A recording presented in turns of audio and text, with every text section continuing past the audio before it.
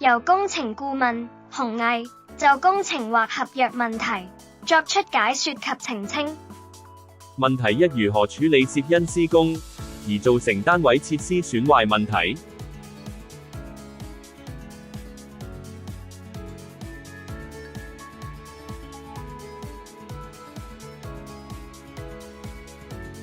問題二：如何處理賠償理據出現爭議？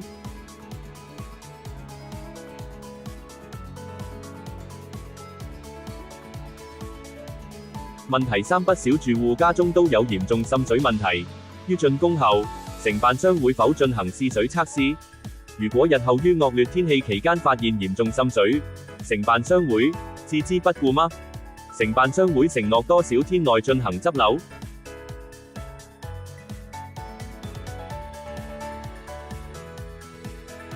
問題四：如何處理因外牆損壞而引致單位室內石屎或設施造成損毀的問題？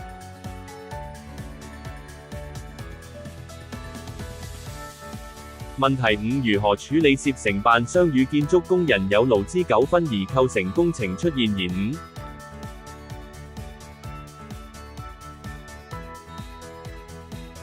問題六：如何處理工人吸煙而導致業主身體不適問題？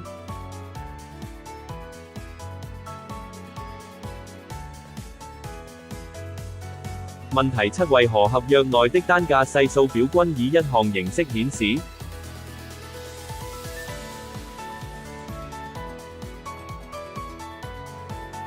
問題八：為何原標書又需要投標公司提供數量？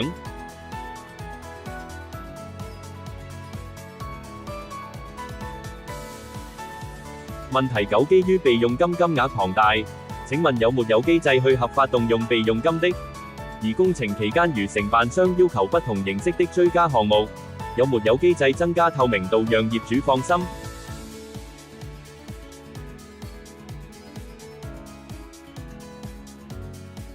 問題十：關於外牆新增設冷氣機排水管工程期間會否包括接駁現有住戶窗口式冷氣機？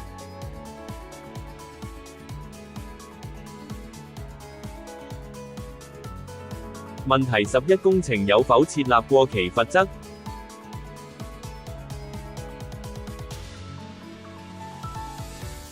問題十二：合約內的延期審批準則？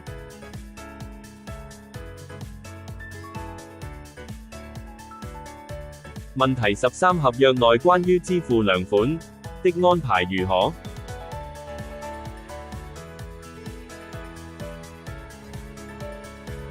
問題十四：合約保固期安排如何？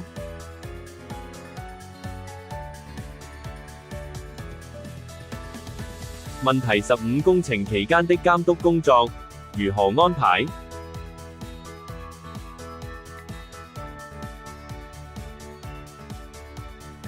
問題十六：今次工程籌備倉促，事前又無諮詢業主，工程費用近乎天價，業主根本無從得知工程項目內容及細節。